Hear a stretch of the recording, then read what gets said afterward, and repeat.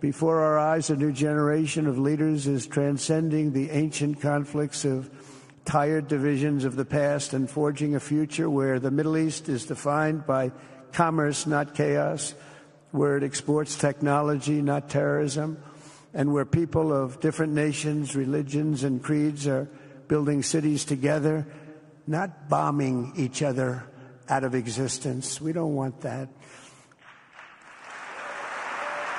As I said in my inaugural address, my greatest hope is to be a peacemaker and to be a unifier. I don't like war. Just days ago, my administration successfully brokered a historic ceasefire to stop the escalating violence between India and Pakistan. And I used trade to a large extent to do it. I said, fellas, come on, let's make a deal. Let's do some trading. Let's not trade nuclear missiles. Let's trade the things that you make so beautifully. And they both have very powerful leaders, very strong leaders, good leaders, smart leaders.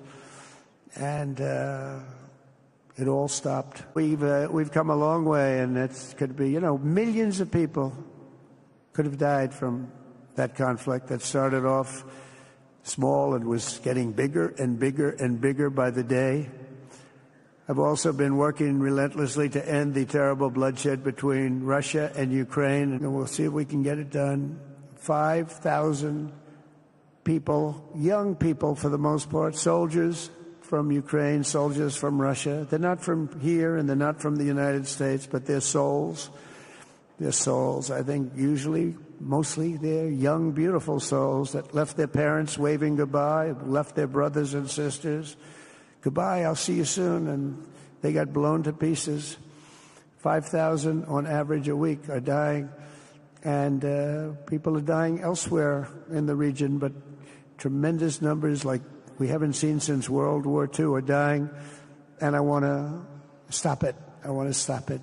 It's a horrible war. The West should not be dragging itself backward into another endless war in Europe, yet another endless war.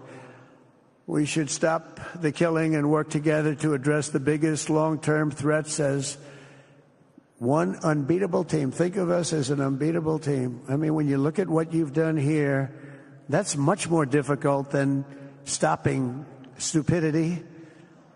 Think of it. It's stupidity. What you've done is much more difficult, and you did it better than anybody else has ever done it. As President of the United States,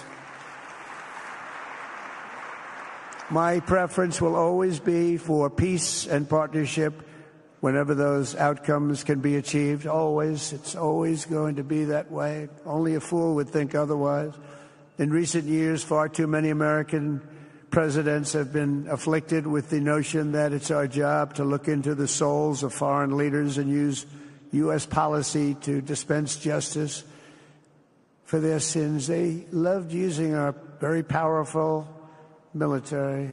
Hopefully, we'll never have to use any of those weapons. Seems to be an awfully big waste of money if you're never going to use them, but hopefully we'll never have to use them because the destructive power of some of those weapons are like nobody's seen before. I believe it is God's job to sit in judgment, my job to defend America, and to promote the fundamental interest of stability, prosperity, and peace. That's what I really want to do.